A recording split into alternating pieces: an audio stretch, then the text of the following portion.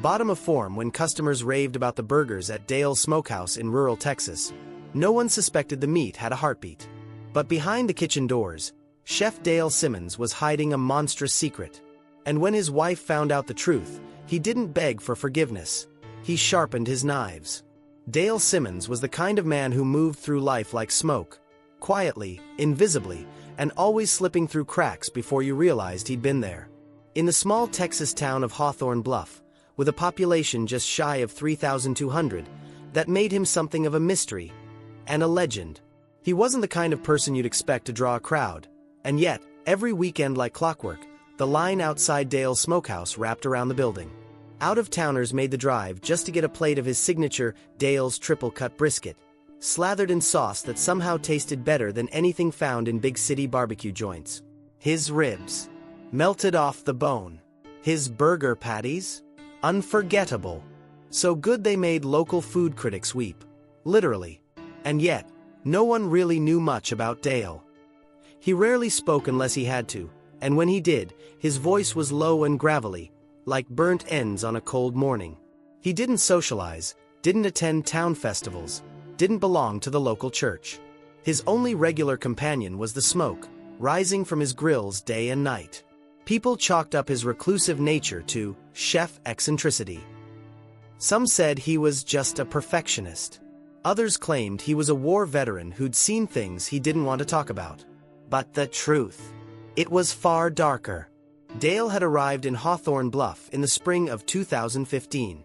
No fanfare, no family, no questions. Just a rundown food truck with a smoker and a sign painted by hand that read, Dale's Smokehouse, real food, real fire. Within a year, business boomed. He upgraded from the truck to a small, weathered building off Highway 54. He painted it blood red and gray. Locals loved the aesthetic, gutsy and badass, they said.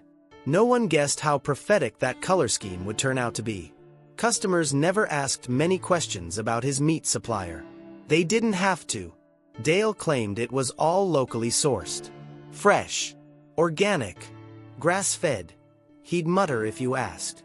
Some assumed he hunted his own cuts, deer, wild hog, the usual Texan fare. Whatever it was addictive.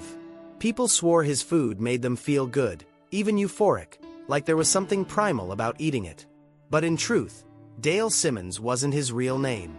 His given name was Marcus Dale Behringer, and back in Houston, he'd once been a rising star in the culinary world. A sous chef at a high-end steakhouse near downtown. Reviews called him gifted, obsessive, innovative, until one night in 2012. He got into a vicious fight with another chef over what authorities later described as a meat preparation dispute. A trivial argument that escalated with disturbing violence. The co-worker ended up in the hospital. Dale was arrested but never charged, thanks to lack of evidence and a non-disclosure settlement pushed by the restaurant. But the incident left a stain on his reputation. He was fired, blacklisted. Within a month, Marcus Behringer vanished from the culinary scene. By the time he reappeared in Hawthorne Bluff, he was Dale Simmons, complete with a new ID, new look, and a clean slate. No one in the sleepy town connected him to the troubled chef from Houston. Why would they? They welcomed him with open arms. Because Dale fed people. And in this part of Texas, food is love. It's family. It's church. But Dale wasn't feeding love. He was feeding something else. Behind the grill, behind the smoker, and behind the calm, weathered eyes of the man flipping burgers with surgical precision, lay something twisted. Something hungry. No one knew it yet. But Dale had already started his true menu. A special recipe that didn't come from any farm. He was calm, controlled, careful, and deadly. Because in Hawthorne Bluff, secrets stay buried for a long time. But not as long as Dale's victims. In most small towns, people go missing quietly, and when they do, it's easier to believe they just left. Ran off. Moved on. After all, who would want to vanish in a place where everyone knows your name? But in Hawthorne Bluff, vanishing became something else entirely. Common. Between 2017 and 2023, a quiet, grim pattern emerged, though no one saw it at the time. It began with Connor Duvall, a 24-year-old drifter who passed through town in the fall of 2017. He'd been hitchhiking his way from Georgia to California, keeping a blog of his travels. His last update? A snapshot of a sandwich from Dale's Smokehouse, captioned, "Best damn brisket I've ever had. Friendly folks here in Hawthorne Bluff. Might stay the night." He never posted again. Police labeled it a probable runaway. Connor didn't have a fixed address. He'd left no signs of struggle. Just gone. Then came Maribel Mari Flores, a 19-year-old who'd gotten a flat tire near the highway in 2018. She'd been driving home from college. A local witness told authorities they saw her walking toward town, toward Dale's. That was the last anyone ever saw of her. Next, Kevin Lunt, a 32-year-old door-to-door solar panel salesman. Missing. Stacy Breen, a schoolteacher who'd moved to the area for a fresh start. Gone. A pattern. A rhythm. One every year or so, enough time for memory to fade and suspicion to cool. It wasn't until Jeremy Torres went missing in early 2023 that whispers started to circulate. Jeremy wasn't a drifter or a stranger. He was a fixture in the community, a mechanic, father of two, and former classmate of Dale's wife, Laura. He was well-liked, reliable, and when his truck broke down just outside of Dale's Smokehouse, no one thought twice about it. Dale even called in a work order, said his smoker's generator was acting up. Jeremy went to check it out. He never came back. When Jeremy missed dinner that night, his wife reported him missing by morning. Friends launched a search. Local police walked to the property, asked a few questions. Dale said Jeremy had finished the repair and left. That was it. Nothing looked out of place, except Dale's cool demeanor. Unbothered. Uninterested. He even offered the cops free pulled pork sandwiches before they left. It would later come out that during this time, Dale added a new item to his menu, the Torres Tea Burger. Customers said it had a new kind of richness. They couldn't quite a deep, gamey flavor. Back then, it was a joke.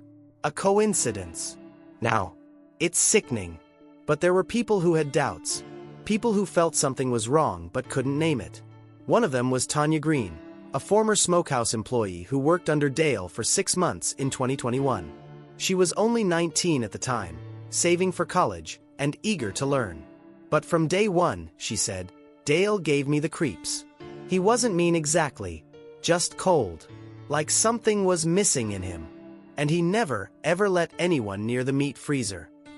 She recounted how Dale always insisted on handling the deliveries himself. He'd say the meat came from a friend of the family, or a private ranch. But I never saw a delivery truck. Not once. What Tanya did see, one night while cleaning, was a glimpse of the meat freezer door slightly ajar. Inside, she swore she saw heavy plastic bags, not like restaurant packaging. Something different. Something raw. When she asked Dale about it, his face turned to stone. He looked at me like I'd stepped somewhere I shouldn't have, she recalled years later. Next day, he cut my hours. I left the week after. Tanya's experience didn't make headlines. Not back then. But it gnawed at her, especially after Jeremy Torres vanished. She later told reporters, I knew something was wrong at that place. I just didn't know how wrong. But the town didn't want to listen. Dale was a beloved figure. A small business success story. Who would want to believe that the man feeding the community could be the same man making people disappear? That kind of evil didn't happen in places like Hawthorne Bluff. At least, that's what they told themselves. Meanwhile, Dale kept cooking, kept smiling, kept serving up what he claimed were his finest cuts yet. But back in his house, his wife Laura had begun to notice the cracks. In his stories, in his routines, and in his soul. She would be the first person to see the truth. And the last one who tried to stop him. Laura Simmons had always believed in quiet love, the kind that didn't need flowers or poems or big displays. For nearly a decade, that's the kind of love she thought she had with Dale. He wasn't affectionate, no, but he was steady, reliable, safe, or so she thought. When they first met in a rundown diner just outside of Houston, Dale had introduced himself simply as a cook starting over. He'd been brooding, intense, but polite. There was something about his silence that made Laura feel like he needed her. And back then, she needed someone too. They married 6 months later. Moved to Hawthorne Bluff the following spring. She helped him build Dale's smokehouse from the ground up, handled the books, ran the social media, kept the community engaged while he stayed behind the grill. At first, things were good. Business boomed. They kept to themselves, just the way Dale liked it. But over the years, Laura began to notice things. Small things, the kind you dismiss until they pile up into something impossible to ignore. Like how Dale would always change the locks on the meat freezer without telling her. Or how, late at night, she'd hear the heavy sound of the smoker lid slamming shut, long after the restaurant had closed. Or how, once, when she went to do laundry, she found a shirt in Dale's hamper soaked in something that looked like blood. When she asked, he just said, "Kitchen accident," and threw it in the fire pit out back before she could ask again. But the turning point came the night of June 9, 2023. Laura couldn't sleep. Dale had been acting off. More paranoid than usual. Snapping at customers. Pacing after closing. Muttering to himself in the kitchen about people asking too many questions. He didn't know it yet, but Laura had started digging. A few days earlier, she'd found an old envelope in the attic addressed to Marcus Behringer, a name she didn't recognize. When she Googled it, the articles came up immediately. Houston chef fired after violent altercation. Reputation destroyed. Disappeared without a trace. Her blood ran cold. She'd married a man with no past, and never thought to ask why. That night, while Dale slept in a chair by the TV, Laura took his spare keys and crept out the back door of the house. She made her way to the smokehouse, heart pounding like a war drum in her chest. It was the first time she'd entered the building completely alone. Inside, the smokehouse felt different. Quieter. Heavier. As if the walls themselves were holding their breath. She moved quickly. Unlocked the back room. Stepped into the meat prep area, the one Dale always kept padlocked. The stench hit her like a punch to the face. Not rot, exactly, but something wrong. And then she saw it. The freezer. It wasn't a standard commercial unit. It was custom-built, reinforced steel with double insulation. She opened it. Inside were rows of vacuum-sealed bags. At first, she thought it was just cuts of meat. Until she saw the labels. Connor D. September 2017. Maribel, 2018. Torres, March 2023. L. Simmons, prepared. She dropped the bag in her hand. It wasn't pork.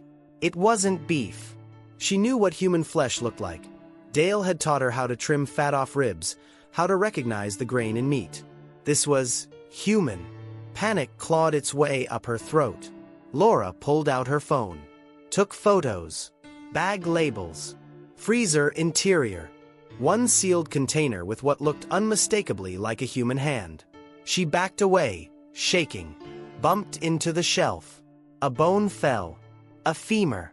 She bolted out the back door, ran through the alley, and vomited behind the smokehouse dumpster.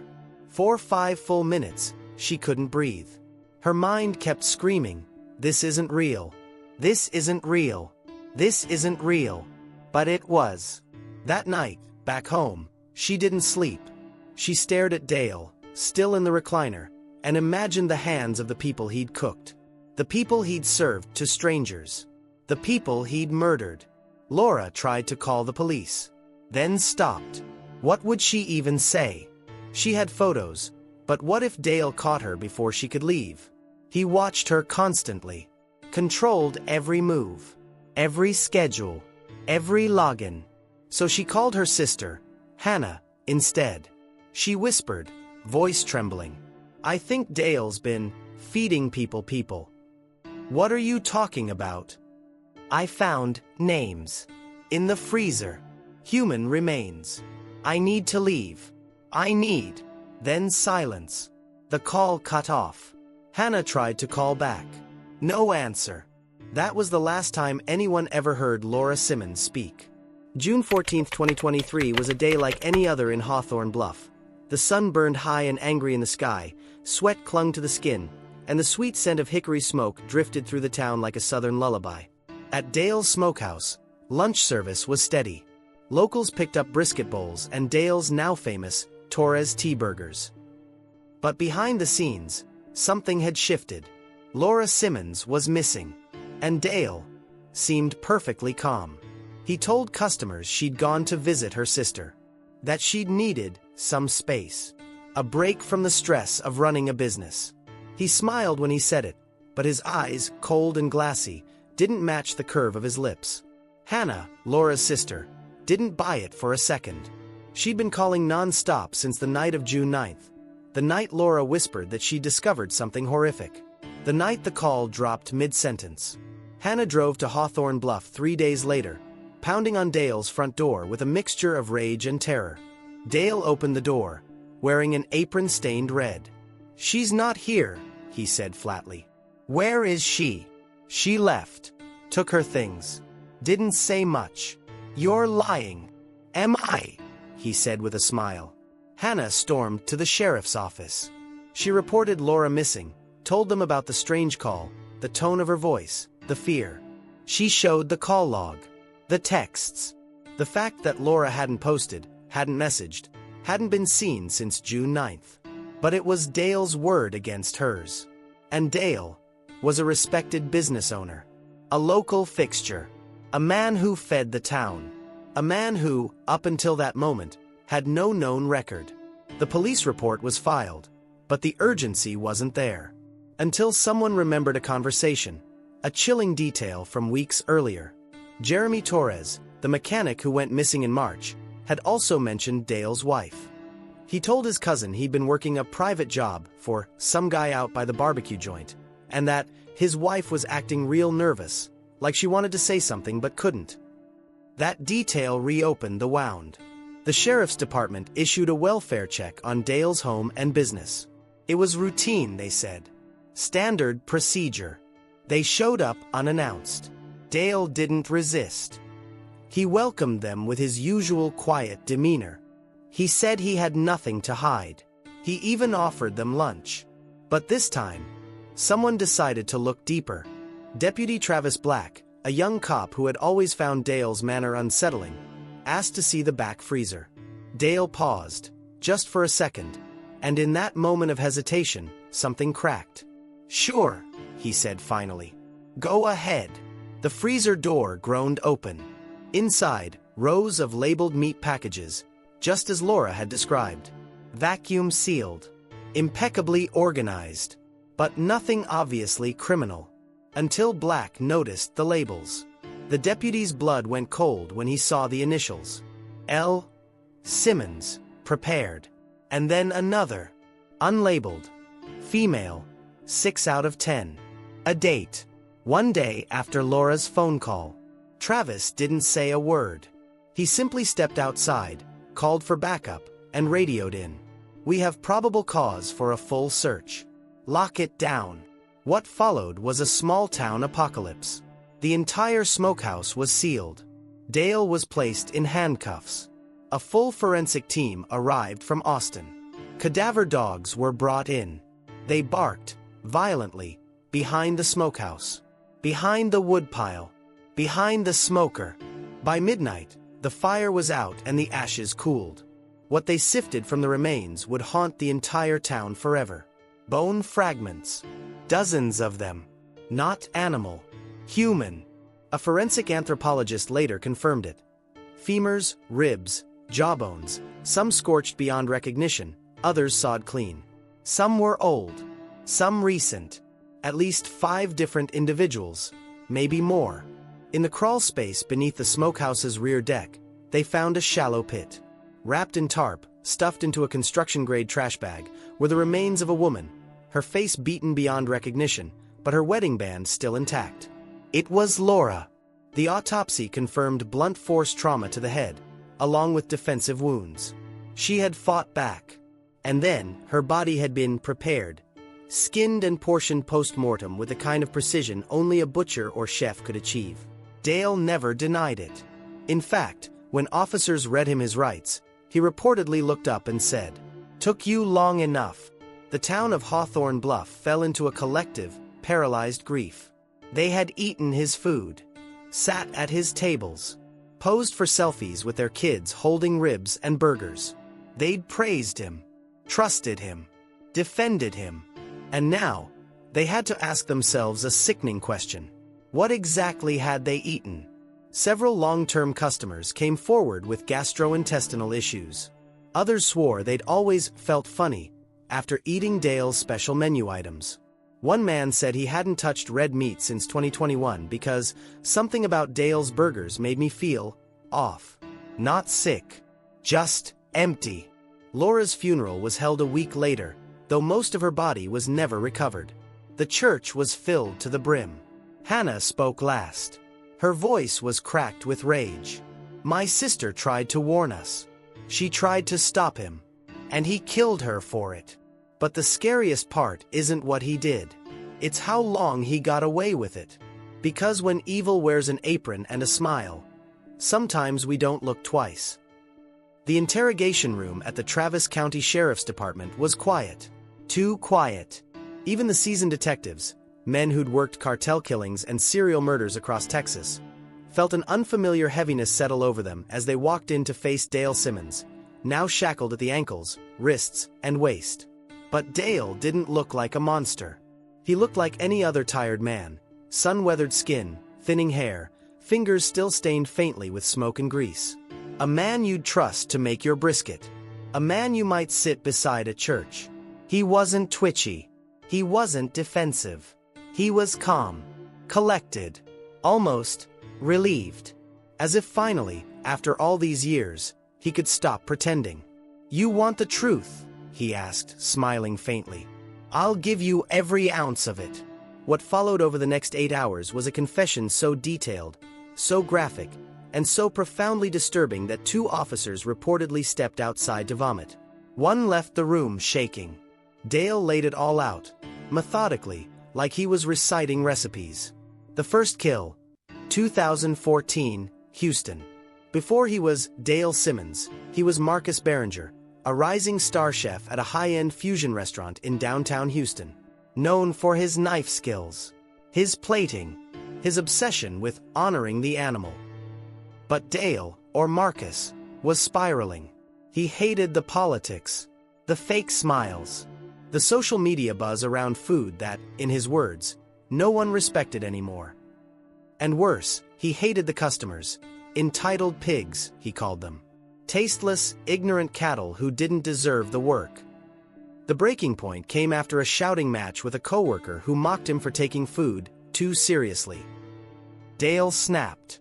He grabbed a boning knife from the prep table and cut the man's throat open like he was skinning a rabbit. The coworker survived. Barely. Dale fled before the cops arrived. Disappeared. Bleached his prints off everything. Scrubbed his records using a fake ID and cash savings. And moved to Hawthorne Bluff with a new name. The second kill, 2015, a hitchhiker. She was nameless to him. Just a girl on the side of the road, backpacking through Texas. He offered her a ride. She joked about being hungry. He took her home. Drugged her. Stripped her body clean in the smokehouse after sunset. He admitted he hesitated, not because of guilt, but because he was afraid of overcooking the tenderness. And then he tasted it. In his own words, it was rich, dense, something between veal and pork. And once I swallowed, I swear to God, something in me woke up. He prepped the rest of the meat, bagged it, froze it, named her Sabrina, even though he never knew her real name, and served her in sliders at the county fair the next week. Over the next 8 years, Dale confessed to killing at least 12 people. Maybe more. Most were drifters, hitchhikers, addicts, people who would never be reported missing. Others weren't so anonymous. Like Jeremy Torres, the mechanic who tried to blackmail Dale after discovering what he thought was just a stash of stolen meat. Dale invited him over, poured him bourbon, then stabbed him in the base of the skull with a temperature probe and dumped him into the smoker. It became a ritual. Select the victim, drain the blood, strip the fat, age the meat, Portion and vacuum seal. Smoke, braise, and serve. He cooked them into ribs, brisket, chili, jerked meat. Dale even admitted he created special weekly burgers made entirely from what he called his premium cuts. And yes, he kept a log. A meat inventory of sorts, written in coded abbreviations. Some victims were labeled by initials, others by traits. Ellis, bone-in roast. Vagrant male, fatty, not ideal. Teen girl, too lean, sour notes. He spoke about it all like a sommelier describing fine wine. And then came Laura. When asked why he killed her, Dale didn't hesitate. She broke the rule, he said. She went into the freezer. She knew what she wasn't supposed to know. But there was a flicker of something in his voice. Not remorse. Not sadness. Maybe disappointment. He described the final hours in chilling detail. Laura had confronted him, shaking, crying, holding her phone with photos of the meat packages. She begged him to stop, threatened to call the police, said she'd expose everything. Dale walked to the counter, picked up the meat tenderizer, and caved in her skull in one clean strike. I didn't want her to suffer, he said. She was the only one who loved me. I just couldn't let her ruin it. He then dismembered her, as he had done so many times before, but claimed he didn't serve her. I tried. I couldn't stomach it, he muttered. I wrapped her up. She deserved better. In one of the most chilling moments of the confession, detectives asked Dale if he had any regrets. He paused, smiled faintly, and said, "Only that I didn't start sooner. They were all going to waste anyway. The world's full of garbage people. No one missed them.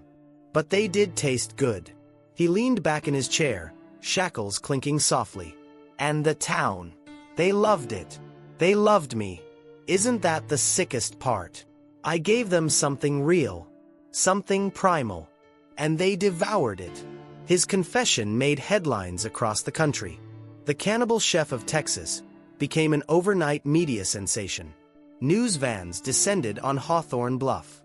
True crime podcasts fought to book interviews with investigators. Families of missing persons flooded local law enforcement with cold case photos, praying for closure or fearing confirmation. But none of them would forget what Dale said during his final taped interview. I wasn't hiding. I was feeding them. And they thanked me for it.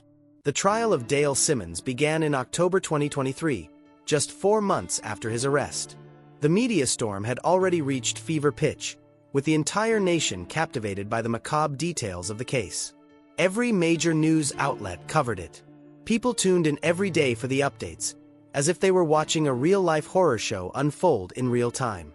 But what many didn't expect was the reaction of Hawthorne Bluff, the small town that had once adored him, that had eaten his food without a second thought. The courtroom was packed every single day. Local residents who had once considered Dale a friend, even a hero, now filled the stands, some with faces drawn in disbelief, others with a quiet fury that couldn't be contained. The prosecution laid out the evidence piece by piece. The remains found under the smokehouse. The DNA linking several missing persons to the human flesh Dale had served. The confession, which had been carefully recorded and verified. The testimonies of survivors who described their close calls with the chef. Those who had eaten his food but felt something was wrong. Something off. It was all there. The case was airtight. But then, Dale's defense team, desperate for any angle they could grasp, tried to frame the case as one of temporary insanity, claiming that the stresses of his life, the violent past he'd fled from, and the overwhelming weight of his self-inflicted isolation had driven him to snap. They argued that, over time, Dale had lost touch with reality, that he had stopped seeing people as human beings, but rather as something primal. The defense even went as far as to claim that Dale's cooking, his obsession with meat, had become a form of art, that his victims had been offered up as sacrifices to some higher cause. The courtroom, which had been mostly silent throughout the trial, erupted at those words. Some were horrified. Others whispered nervously to each other, their minds scrambling for any sense of understanding, anything to make this monstrous reality make sense. But no one could make sense of it. The verdict, guilt and the unanswered questions. After 7 days of deliberations, the jury returned with a verdict: guilty of all charges. The judge called for silence as he pronounced the sentence. Dale Simmons, for the murder and cannibalism of 12 or more victims, you are hereby sentenced to life without the possibility of parole. The room was eerily still. Some in the audience wept openly, others remained motionless, staring at Dale. He met their gaze with a chilling indifference. He didn't flinch when the gavel slammed down. He didn't even look surprised. The aftermath. The unhealable wounds. But the horror didn't end with the verdict. In fact, the aftermath of Dale's actions would haunt Hawthorne Bluff for generations to come. For the residents, this wasn't just a tragedy that unfolded in front of them. It was a betrayal. Dale had been more than a chef. He had been a part of the fabric of their daily lives. The news that they had unknowingly consumed human flesh, had tasted the victims of a man they thought they knew, was a wound that would never heal. Local businesses that had supported Dale for years were forced to shut down. The small town was no longer a haven of hospitality and friendly faces. The barbecue joint, once bustling with customers, was now abandoned. The smokehouse stood empty, a decaying monument to horror. The town council made a decision to tear the building down, but the dark memories remained, even when the structure was gone. What remained was the constant whispering that echoed through the streets. The unsettling looks exchanged in grocery stores, in church pews, at school functions. People were afraid. Afraid of their own neighbors. Afraid of the place they'd called home. Hawthorne Bluff's struggle for redemption. In the months following the trial, residents tried to rebuild. They tried to bring back a sense of normalcy, but the shadow of Dale Simmons loomed over everything. Hannah, Laura's sister, moved away after the trial. She couldn't bear to live in the town where her sister had met such a horrific end. She couldn't stand the thought of being surrounded by the people who had eaten what Dale had cooked. But even though she left, she made it her life's mission to help other families of missing persons, to ensure that other victims wouldn't fade away the way Laura had, unnoticed and unreported. The town began holding memorial services for those who had disappeared under mysterious circumstances. A way to remember them, to honor their names, even if they never found justice. They tried to heal. But the question that lingered was haunting. Had Dale been the only one?